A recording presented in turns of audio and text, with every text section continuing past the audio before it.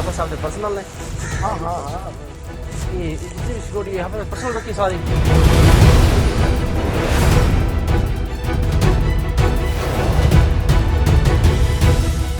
Hafiz Saeed, mastermind of the 2008 Mumbai terror attacks, is back in the spotlight.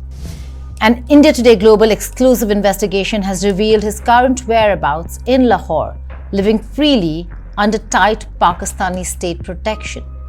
This expose comes just days after the brutal Pahelgam massacre, the deadliest terror strike in India since 2008. So is he really a prisoner in Pakistan, or is he one being protected by the Pakistani establishment, by the Pakistani military, and orchestrating carnage from the shadows once again? Hello and welcome. You're watching Statecraft with me, Geeta Mohan.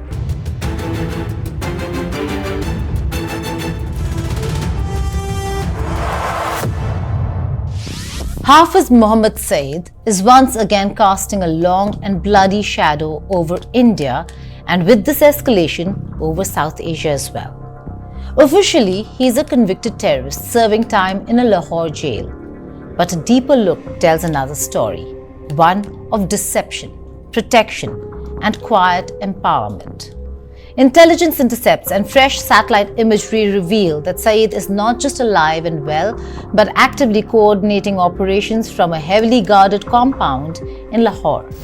The April 2025 massacre in Pahelgam, one of India's deadliest strikes since 2008 Mumbai terror attacks, has his network's fingerprints all over it. So the question must be asked, has Pakistan locked him up or locked the world out from seeing the truth? It was supposed to be a peaceful day in the Kashmir Valley. Families had arrived in Baisaran, a lush hilltop meadow near Pahelgam, for picnics and pony rides. What followed was carnage. 5 armed terrorists wielding AK-47s and US-made M4 carbines unleashed bullets into crowds of unarmed tourists. Within minutes, 26 were dead, most of them Hindu men, while dozens more lay bleeding in the grass. Indian agencies zeroed in on 2 attackers as Pakistani nationals. The weapons sourced through Lashkar-e-Taiba's traditional smuggling routes. Safe houses pinpointed in Muzaffarabad and Karachi. Command traced back to Saeed's core team. This wasn't a spontaneous attack. It was a calibrated strike with fingerprints all over it. Hafiz Saeed's fingerprints. Who is Hafiz Saeed? To many in Pakistan, a religious cleric. To India and much of the world, a mass murderer. Saeed, born in 1950 in Sargodha, is a product of partition trauma and radical Salafi education. He memorized the Quran in childhood, earned Islamic studies degrees from Lahore and Riyadh, and founded Markaz Dawa wal Irshad, an Islamist organization that evolved into Lashkar-e-Taiba in 1987. But LET was never just a religious mission. It was a jihadist war machine. Under Saeed, it transformed into the most lethal anti-India militant group in South Asia. His ideological zeal mixed with ISI support made Lashkar the architect of countless attacks, from the Red Fort in Delhi to parliament attacks, culminating in the coordinated slaughter of 166 people in Mumbai on 26/11. That attack alone earned Saeed a $10 million US bounty and global terrorist designation by the United Nations. But despite repeated house arrests, court cases, and international pressure, Saeed has never seen the inside of a real prison cell for long. Why? Because Pakistan treats him less like a criminal and more like a state asset. According to an exclusive report in April 2025, Hafiz Saeed is not behind bars but behind barricades, guarded 24/7 in a high-security residence in Lahore's heart. Satellite imagery, video surveillance, and exclusive reporting expose a shocking reality. This terrorist convict lives in comfort, surrounded by layers of security and protected by Pakistani authorities.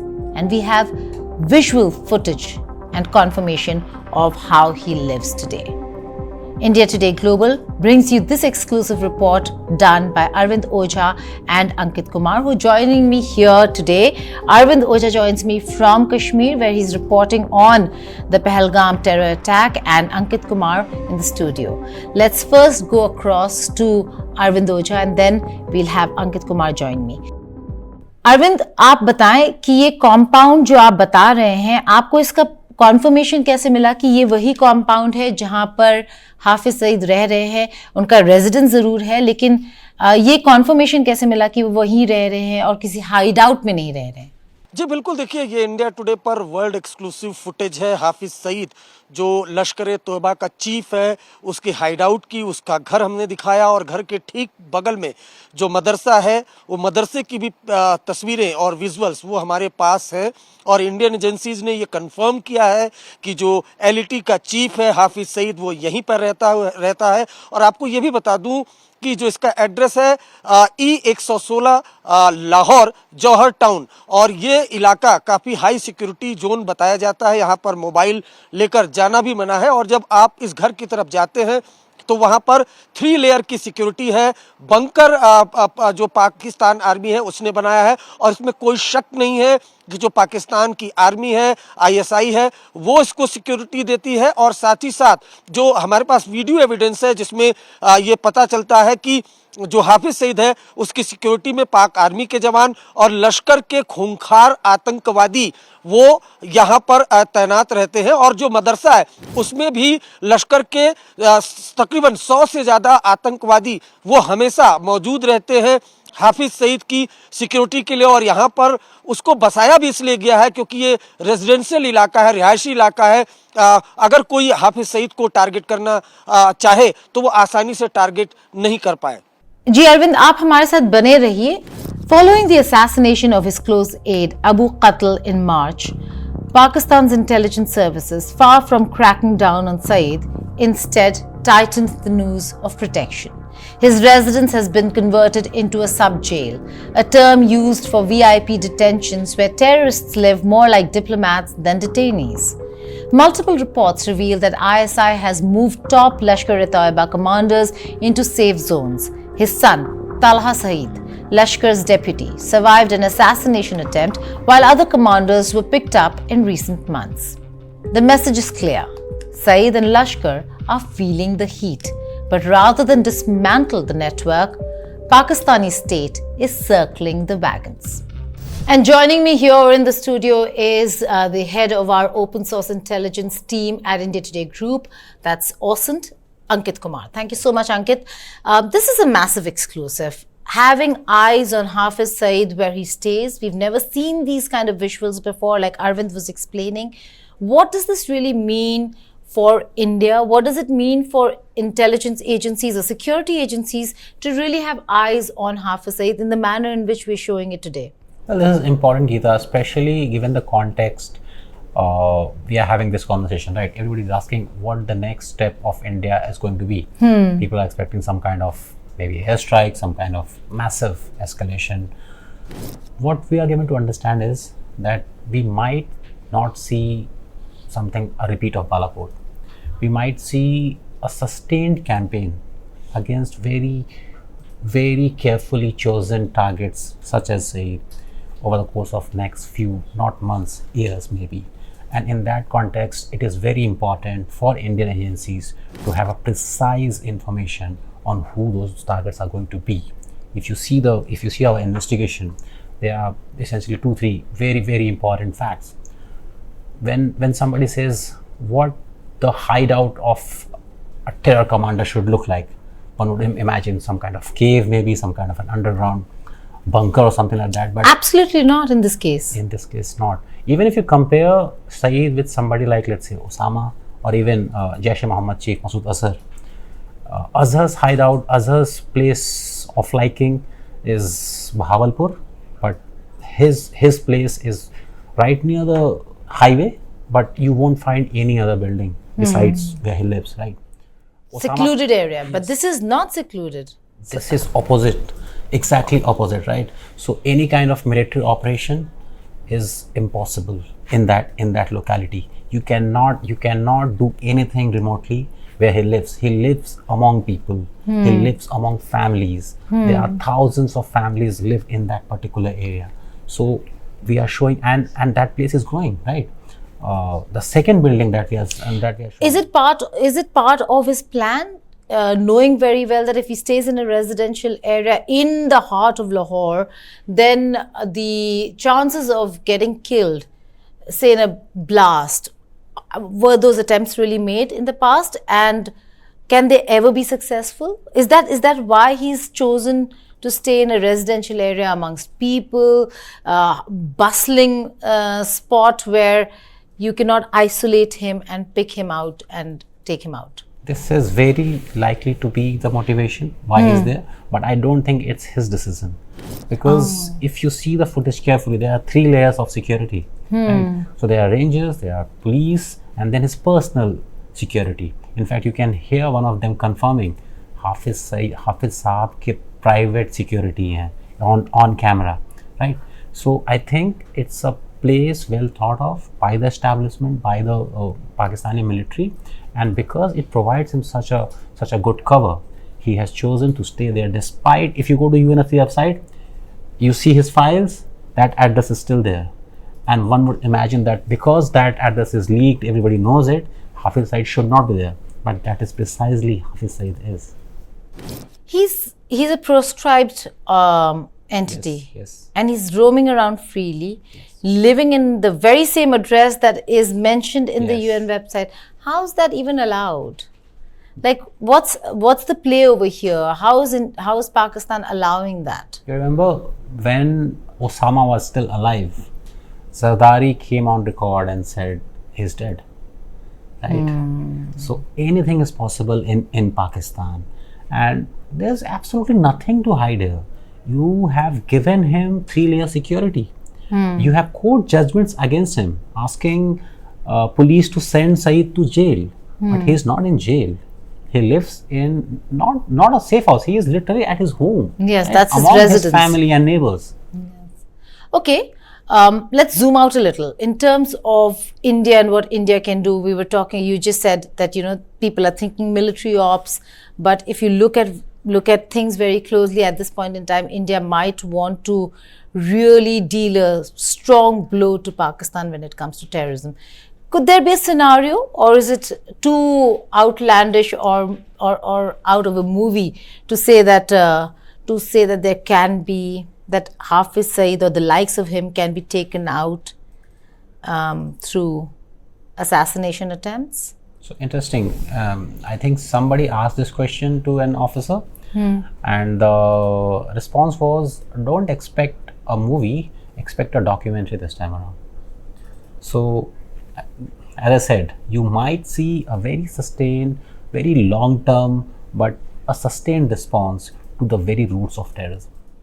Okay, and finally, before I let you go, Ankit, we've seen the house, we've seen the layers of security that he's been provided, and we now know that we've always known, but now we have visual proof of the kind of support and protection Hafiz Saeed gets from the Pakistani establishment. When you say sustained effort, could it mean that India is going to frustrate Pakistan enough to make the likes of Hafiz Saeed a liability? Can that really happen? Is there a scenario where terrorists would actually feel like liability to Pakistan, or that is certainly not a scenario because the military thinks of them as assets? I don't think it has happened in the past, not in near past. If you just see what is happening domestically in Pakistan, what past 7 days have done for military leadership, and second, the political leadership. The frustration against military leadership that was visible last year, now that is gone.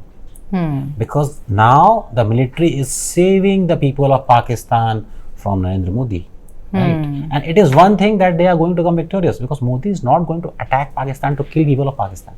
That is never going to happen, right? But the Pakistan military can now say that, okay, I am here to save you, right? Same applies to the political leadership, right? The military leadership, the political leaders, they are so visible in Pakistani media today. There is a sense of unity, And this is what they were missing. When Imran Khan decided to challenge military, there was no India threat looming. Right now, because they can project that there is this India threat looming, they're uniting. So Pakistani military is gaining, even if it was done by Hafiz Saeed. The biggest gainers of this entire crisis is the Pakistani military leader. Or to be precise, Asim Munir.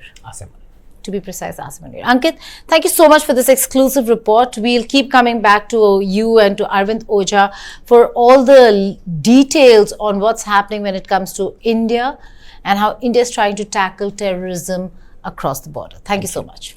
Pahalgam terror attack was not random. It was a precise, multi-layered operation managed by Saeed's top lieutenant Saifullah Sajid Jatt. Indian intelligence confirms that Jatt orchestrated the attack from the shadows, coordinating with Lashkar sleeper cells embedded in Kashmir. His orders, investigators say, came directly from Hafiz Saeed. Another key figure, Farooq Ahmed, an LET commander operating out of Pakistan-occupied Kashmir.